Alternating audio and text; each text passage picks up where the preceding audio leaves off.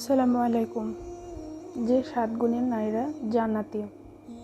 মুমিনরা জান্নাতে থাকবে এটা আল্লাহ নির্ধারণ করেছেন। তবে দুনিয়াতে আল্লাহর বিধান মতো না চললে পরকালীন অশান্তি আর জাহান্নাম অবধারিত।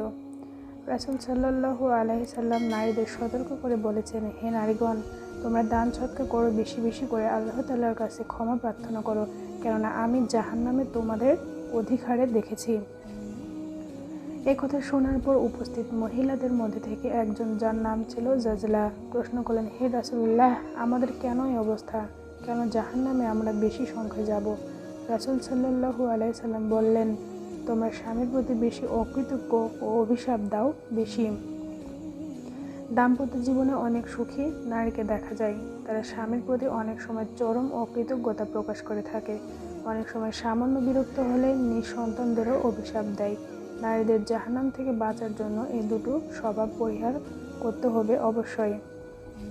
আর রাসূল সাল্লাল্লাহু আলাইহি সাল্লামের বলার উদ্দেশ্য এটাই, তিনি নারীদের স্বভাব সংশোধন করার জন্য এই কথা বলেছেন, নারীদের খাটো করা বা তাদের ভূমিকা অবমূল্যায়নের জন্য বলেননি। মুসলিম হাদিস নাম্বার ৭৯-তে বলা হয়েছে,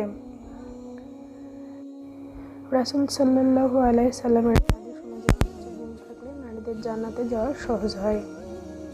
নাম্বার ১, যারা নামাজ, রোজা, জিকির, তাসবিহ ও তিলাওয়াতে কোরআনে নিজেদের সময় অতিবাহিত করেন। যত সময় যে নারীরা নামাজ আদায় করেন, পরপুরুষের সঙ্গে মেলামেশা থেকে বিরত থাকেন, রাসূল সাল্লাল্লাহু আলাইহি সাল্লাম বলেন, যে নারী ৫ ওয়াক্ত নামাজ পড়বে, রমজানের রোজা রাখবে, নিজের গুপ্ত স্থানকে হেফাজত করবে আর স্বামীর আনুগত্য করবে, এমন নারীর জন্য জান্নাতের ৮টি দরজা খুলে দেওয়া হবে। যে দরজা দিয়ে ইচ্ছা জান্নাতে প্রবেশ করতে পারবেন তিনি। তিরমিজি ও তাবরানী।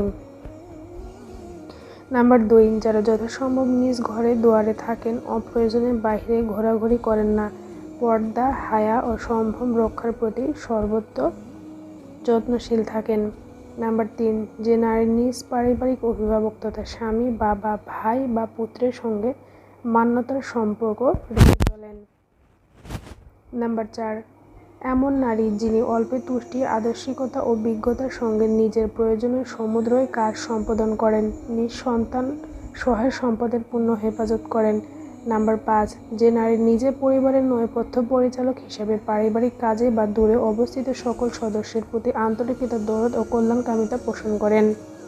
নাম্বার ৬, নিজের ঘর-দুয়ার সর্বদা পরিষ্কার পরিচ্ছন্ন ও গুছিয়ে রাখেন, ঘরে গান বাজনা, কটূদৃষ্টি ছবি রাখেন না। নাম্বার ৭, নিজে কাজের ফাঁকে যখনই একটু সুযোগ পান তখনই দিনই কোনো বই পড়েন কিংবা তাসবিহ আদায় করেন, সময় সুযোগ পেলেই কোরআন তিলাওয়াত করেন, গীবত শকায়েতের সুযোগ দেন না, অযথা সময় নষ্ট করেন।